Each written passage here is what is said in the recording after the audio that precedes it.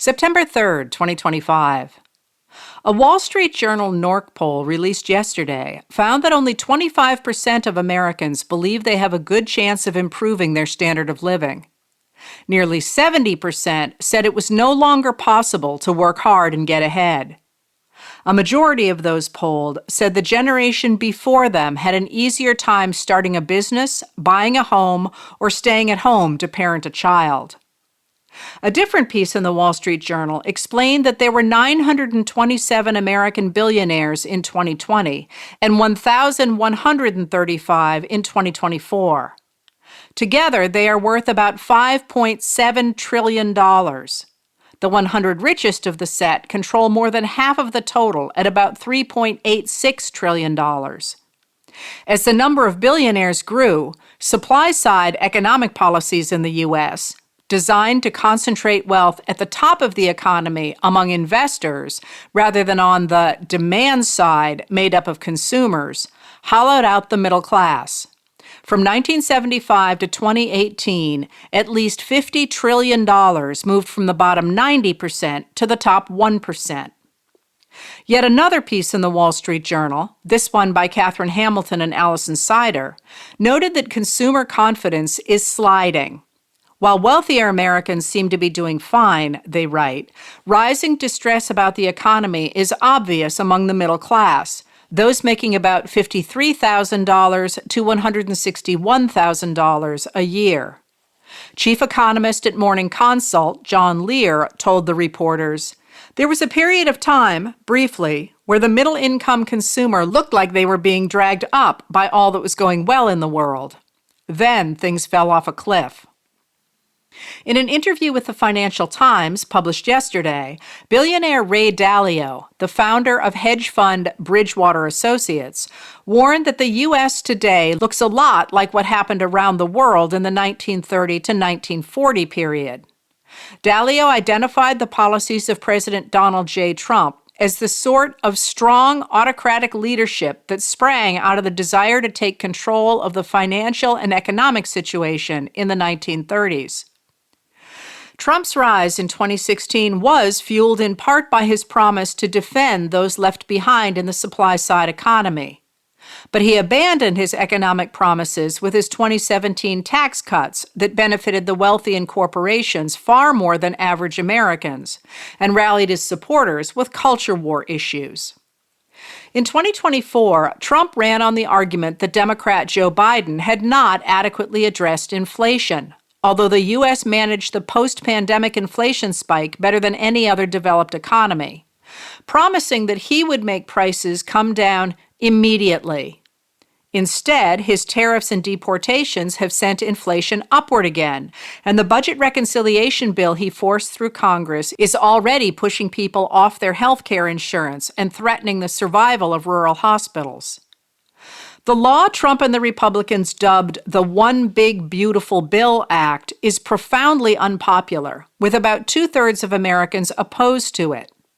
So today, White House Press Secretary Carolyn Leavitt, Trump pollster Tony Fabrizio, and Trump political director James Blair met with Republican Congress members to tell them that people will come to like the law if they completely rebrand it and talk about it differently. The administration officials told the Congress members, who have been hearing from constituents angry about the law's deep spending cuts, that they should be pushing the idea that the law helps working families. Vice President J.D. Vance tried this last week in Wisconsin, and this afternoon House Speaker Mike Johnson, a Republican of Louisiana, appeared to take that advice out for a spin, publicly referring to the law the same way Vance did, as the Working Families Tax Cut Act. The nonpartisan Center on Budget and Policy Priorities notes that under the law, a family earning less than $50,000 a year would get less than $300 in tax cuts in 2027, while losing access to Medicaid and food assistance, while a filer earning more than $1 million would receive about $90,000 in tax breaks. The nonpartisan Congressional Budget Office estimates that the 10% of Americans at the bottom of the economy will lose about $1,200 a year. Trump's policies are working well for his family, though. Angus Berwick of the Wall Street Journal reported that the Monday launch of their WLFI cryptocurrency netted them about $5 billion on paper. Today, Eric Trump launched American Bitcoin, a cryptocurrency mining company. Kyle Kahn-Mullins and Dan Alexander of Forbes reported today that he is now worth at least $3.2 billion. Meanwhile, Trump continues to insist that he must have the powers of a dictator to make the country prosperous again. When a court found his use of the International Emergency Economic Powers Act to justify his sweeping tariffs was illegal, he said, "If you took away tariffs, we could end up being a third world country." Although the U.S. was not a third world country before Trump launched his tariff war in April. He has said he will take the case before the Supreme Court. If he loses there, as Elizabeth Buchwald wrote for CNN, the U.S. might have to pay back more than $210 billion to the American businesses that have paid the tariffs. On Monday, Josh Marshall at Talking Points Memo pointed to a story Louise Matsakis and Zoe Schiffer of Wired reported in late July. Wall Street companies, including Cantor Fitzgerald, a financial services company run by the sons of billionaire Commerce Secretary Howard Lutnick since Lutnick joined the Trump administration, have been buying up the rights to collect tariff refunds if the tariffs are struck down. Marshall notes that while making a bet on an uncertain outcome is a huge part of modern finance, the idea that a Commerce Secretary's company is making bets on something the Commerce Secretary has significant authority over is a perfect symbol of the Trump era. While the Trump family and loyalists cash in on their control of the government, Trump continues to assert that he requires authoritarian powers to make America great again. Trump has relied heavily on the Supreme Court's defense of his leeway as the nation's leader in foreign affairs, and after being stymied by the courts for its actions at home, the administration yesterday announced it had blown up a boat in international waters in the Caribbean with 11 people on it, alleging the boat was carrying illegal drugs to the United States from Venezuela. Although U.S. forces could have stopped the boat without destroying it, and often do so, shooting at engines, Secretary of State Marco Rubio said the boat posed an immediate threat to the United States, so the U.S. had the right to destroy it. Perhaps thinking it demonstrated power, the administration circulated a video of the strike. Legal analyst Ryan Goodman wrote, "I worked at the Department of Defense. I literally cannot imagine lawyers coming up with a legal basis for the lethal strike of a suspected Venezuelan drug boat. Hard to see how this would not be murder or war crime under international law that DOD considers applicable." Notre Dame law professor Mary Ellen O'Connell told John Hudson, Samantha Schmidt, and Alex Horton of the Washington Post that the strike violated international law. "When the president decides this is a person who can be killed summarily, there's no restraint on him," she told the reporters. "It's a very dangerous new move, since he could decide to launch similar strikes within the United States in pursuit of those he calls drug traffickers." Representative Adam Smith of Washington, the top Democrat on the House Armed Services Committee, said the strike was deeply concerning, noting that the administration has not identified the authority under which this action was taken, raising the question of its legality and constitutionality. Smith added, "The lack of information and transparency from the administration is even more concerning. Does this mean Trump thinks he can use the U.S. military anywhere drugs exist, are sold, or shipped? What is the risk of dragging the United States into yet another military conflict?" Legal analyst Joyce White Vance noted that the justification for the strike was dubious enough that even Rubio appeared to want a little distance from it, as he made a point of specifying that the U.S. acted on the president's orders. Trump has attempted to demonstrate authoritarian power with his military displays in Los Angeles and Washington, D.C., and yesterday he announced that "we're going in to Chicago," although he didn't offer any specifics. After Illinois Governor J.B. Pritzker rejected the idea the president could simply send troops, Trump appeared to back off, saying Pritzker should ask him for help.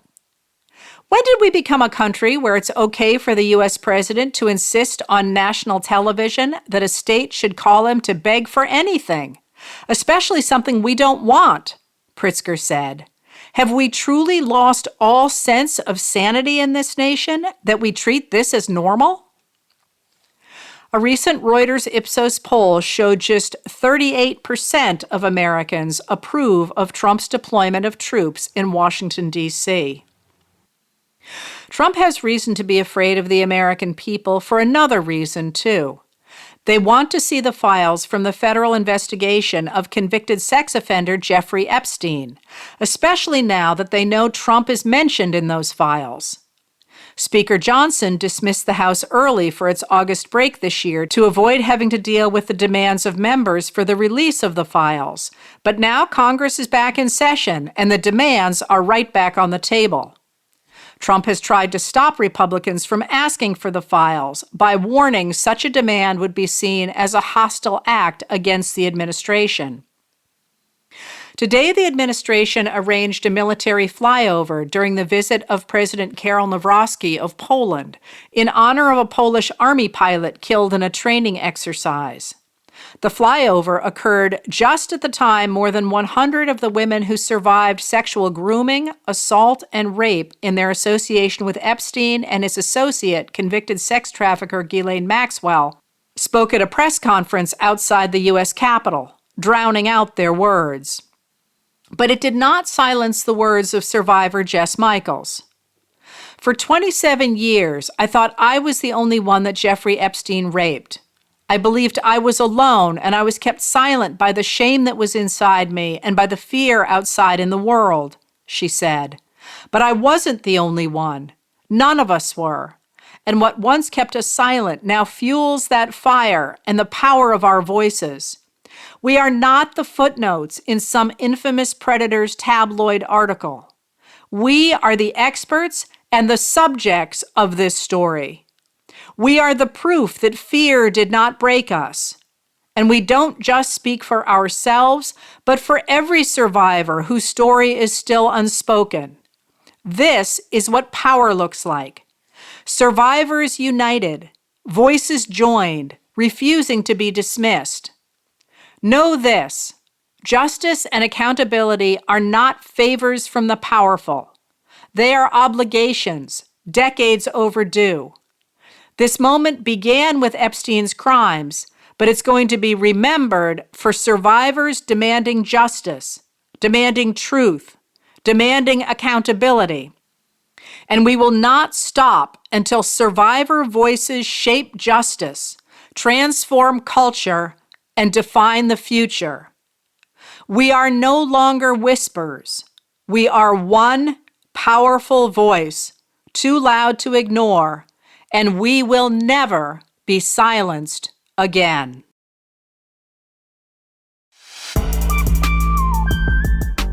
Letters from an American was written and read by Heather Cox Richardson. It was produced at Soundscape Productions, Dedham, Massachusetts. Recorded with music composed by Michael Moss.